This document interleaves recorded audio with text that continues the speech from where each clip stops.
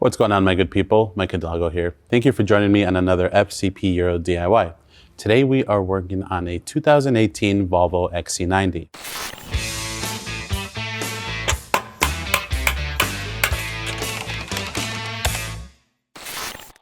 Today on the XC90, we are going to be servicing some fluids. In front of us, we have two service kits. These are both applicable to your rear differential and your front transfer case, also known as the bevel box. Each kit contains 1 liter of fluid, 1 drain plug, and 1 new crush washer. Again, all on fcpro.com. We recommend the service about every 50,000 to 60,000 miles, like most fluids on these cars, except for the brake fluid and engine oil. This should be a pretty straight process. It's going to be the same steps for both the rear and front unit, just the access is going to be a little bit different, which we'll cover in just a moment. And to see what we're going to need for that, let's take a look at some of the tools we're going to need. All right, for this DIY, we have a 3/8 drive ratchet, a small extension, a T30, and a 13 mil socket. We also have a torque wrench, a syringe, which is going to help us remove and fill our differential and bevel box. This is CTA 7037, and just to speed up the removal of the under panel removal up front, an electric ratchet. Not necessary, just a nice to have. Also, something to catch your fluid in is going to be super important, some towels.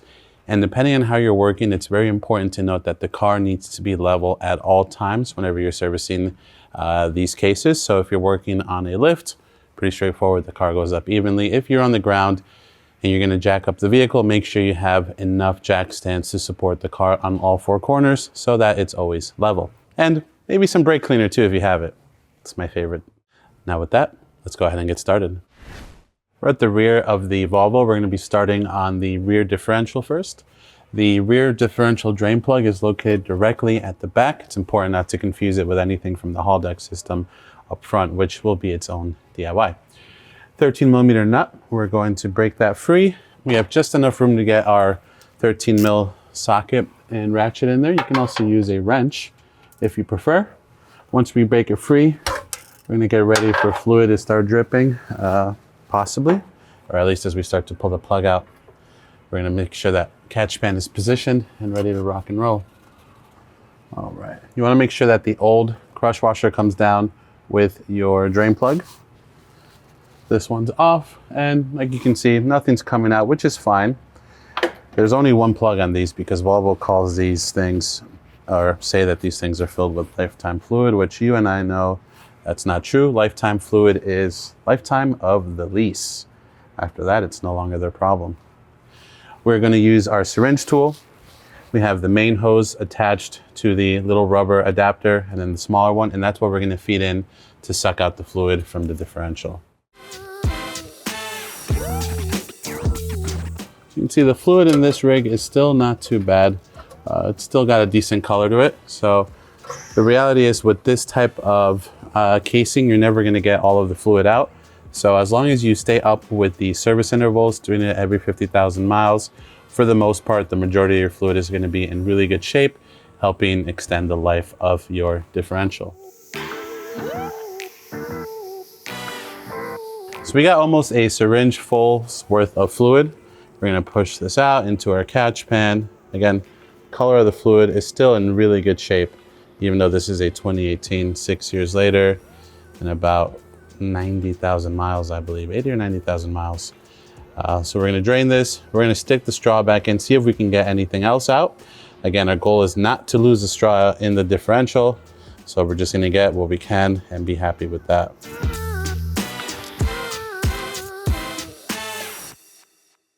All right, that's all we're going to pull out. Now what I'm going to do is I'm just going to suck up a little bit of fluid out of the 1 liter bottle because I know we have more than enough to prime out my pump. You can also just take it apart and clean it, but the fluid in there was not that bad. So I'm going to pull some fluid out, clean out the pump, pour it into the catch pan, and then we'll start filling. The filling for this is going to be fill until it starts to pour out of the fill plug. Once it becomes a slow dribble versus the straight pour, then we can throw our new drain plug / fill plug back in with a new crush washer. All right, my syringe is clean. At this point, you can approach this one of 2 ways. You can fill it until it starts to drip out and then slow down to a small dribble and put the plug in. you're going to probably have a good amount of fluid left behind in your 1 liter bottle.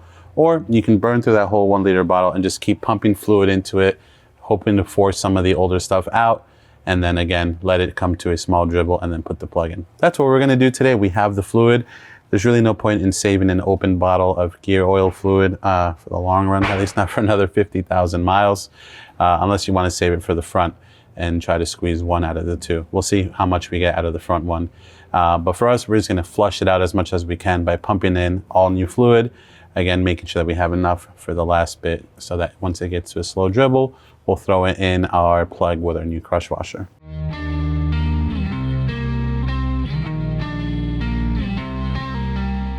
At this point, we've gone through most of our liter of fluid. The fluid coming out of here right now looks beautiful. Once that becomes a slow dribble, we'll throw the new fill plug back in, and then we'll torque it down, clean everything up with a little bit of brake clean, and then we'll go up front. All right, I'm pretty happy with that. Let's reach up in there. Let's get our drain plug back in with its new crush washer without taking a bath in gear oil if possible. All right, and now with the torque wrench set to 35 Newton meters, we're gonna go until that clicks, and then we'll move our way up front. If you have one, hit it with a paint pen, makes it look official. I'll brake clean that off one more. I'll catch you up front in a second. All right, to get to our front case, we need to remove these 10 T30s to drop down this panel. So let's zap those babies out, and then we'll go from there.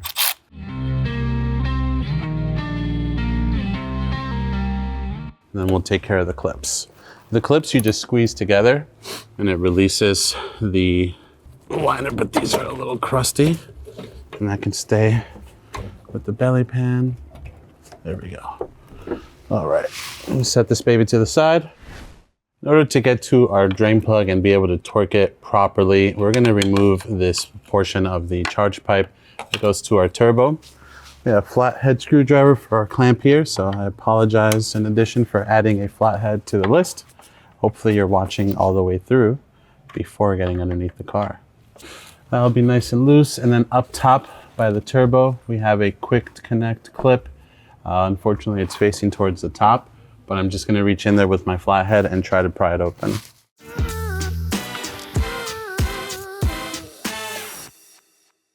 Here's a better view at that clip and what that looks like. So I was coming in here with the flathead and pulling it up.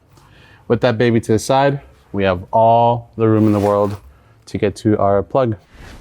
13 mil socket, we're gonna get on that plug, crack that baby free. It's not very tight.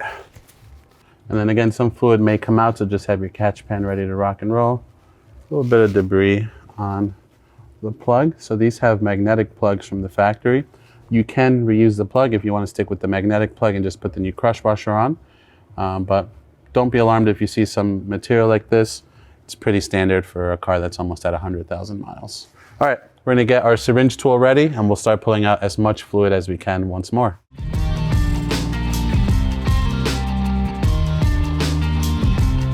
All right, let's get our charge pipe back in there, get a skid plate back on, and wrap up this DIY. All right, 10 T30s, let's get the panel back on. All right, and that, my good people, is gonna conclude this DIY for today. Overall, a really straightforward and easy service on the XC90, and something we highly recommend to keep that car on the road longer and also help with your MPGs. Good fluids equals less resistance. I don't know, it's all good stuff.